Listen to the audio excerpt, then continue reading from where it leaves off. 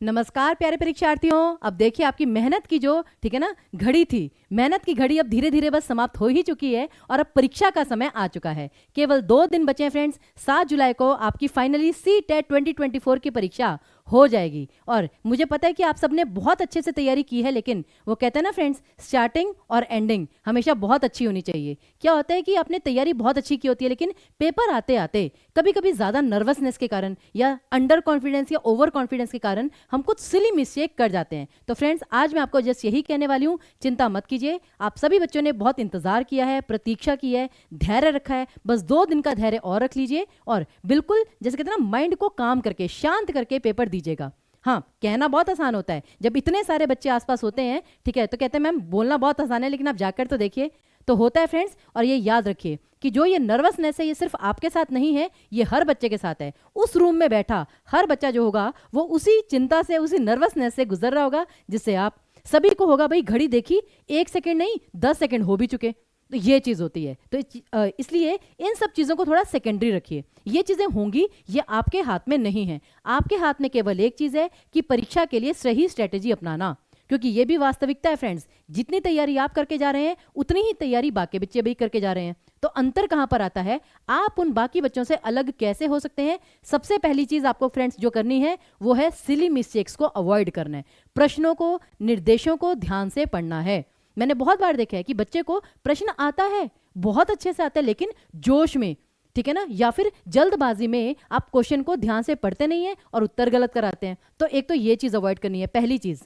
दूसरी चीज़ फ्रेंड्स आपको क्या करनी है कि आपका जो व्याकरण है, ठीक है ना, उसको सॉल्व करने में बहुत ज़्यादा समय नहीं लगता। स्पेशली सी टेट के लिए बहुत सिंपल क्वेश्चन आते हैं, जैसे संधि विच्छेद के लिए। उसके लिए आपको उपसर्ग प्रत्यय, ये पैसेज पर जाने की जरूरत नहीं है। उपसर्ग प्रत्यय, संधि विच्छेद, समास, इनके लिए आपको पैसेज पर जाने की जरूरत नहीं होती। तो जो क्वेश्चंस जल्दी सॉल्व हो सकते हैं उन्हें पहले करिए। और ये सिर्फ हिंदी के लिए नहीं है, ये बाकी सब्जेक्ट्स के लिए भी है कि जो ऐसे क्वेश्चन हैं जिनको ज़्यादा समय लगेगा, ठीक है ना, चाहे आते हैं, उनको थोड़ा सा बाद में प्रेफरेंस दीजिए। जो क्वेश्चन जल्दी हो सकते हैं उन्हें पहले कीजिए, क्योंकि आपको पेपर में अटेम्प्ट बढ़ानी है।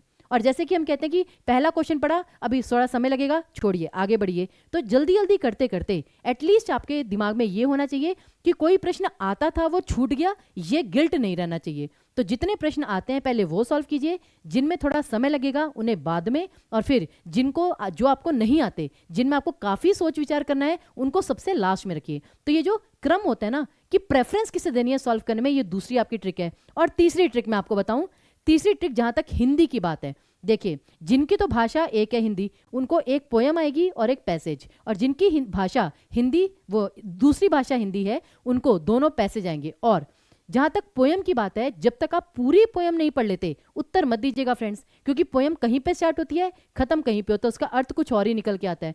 पहली चीज। दूसरा, गद्यांश की जहां तक बात है, आपको पूरा गद्यांश पढ़ने की जरूरत नहीं है फ्रेंड्स। हाँ, मैं मानती हूं कि गद्यांश में पहला ही प्रश्न आपको आ सकता है कि भाई दिए गए गद्यांश का आशय क्या है, सार क्या है। तो उस क्वेश्चन को भाई बाद में कर लीजिए, पहले वो वाले क्वेश्चन कीजिए जो कि एक एक लाइन वाले हैं। जैसे दिया गया होता है कि भाई महात्मा गांधी ने ये आंदोलन किसके कहने पर प्रारंभ किया, मतलब ऐसा क्वेश्चन आ सकता है। तो वो कीवर्ड्स हैं, कीवर्ड छांटिए और फटाफट जाकर वहां पर आंसर सॉल्व कीजिए। तो क्या होता है, ये कीवर्ड्स देखते देखते 4 क्वेश्चन आपके सॉल्व भी हो जाते हैं, और इस बहाने आप पूरा पैसेज ऑटोमेटिकली पढ़ भी लेते हैं। तो यही चीज होती है, ये आपको ध्यान में देनी है। तो ये आपकी तीसरी बात थी कि पैसेज को आपको पूरा पढ़ने की जरूरत नहीं है, बीच बीच में इससे क्वेश्चन करके देखिए, और पोयम को पूरा पढ़ना है। और आखिरी चीज फ्रेंड्स यही है कि स्वयं पर विश्वास रखिए। कभी कभी हमें लगता है कि भाई हमने आंसर सही चूज किया, ठीक है ना, लेकिन ये तो उसने तो ये कहा था, उसने तो वो कहा था। अब इन सब चीजों का समय जा चुका है। 2 दिन बचे हैं। 2 दिन में आपकी स्ट्रेटेजी केवल इतनी होनी चाहिए कि अपने माइंड में जो भी आपने पढ़ा है बस सब रिवाइज कीजिए एक बार, और जो 2 दिन हम आपके लिए सेशन लेकर आएंगे उसे मॉक टेस्ट पेपर की तरह मानिए कि आप रियल एग्जाम दे रहे हैं, और वहां पर कॉन्फिडेंस गेन करिए कि हाँ ये चीज हमें आती है, हमने पढ़ ली। अगर कोई क्वेश्चन गलत है तो कोई बात नहीं, ये क्वेश्चन नहीं आता, इसको एक बार दोबारा पढ़ लेते हैं। तो बस कभी भी अपने आप को डीमोटिवेट नहीं होने देना है, मतलब दिमाग को शांत रखना है, मन को शांत रखना है। वो कहते हैं ना कि जो युद्ध होता है वो युद्ध भूमि में बाद में, मन भूमि में पहले लड़ा जाता है। तो ये भी वही है फ्रेंड्स, आप एग्जामिनेशन हॉल में पेपर बाद में देंगे, अपने दिमाग में, अपने मन में पेपर पहले देंगे।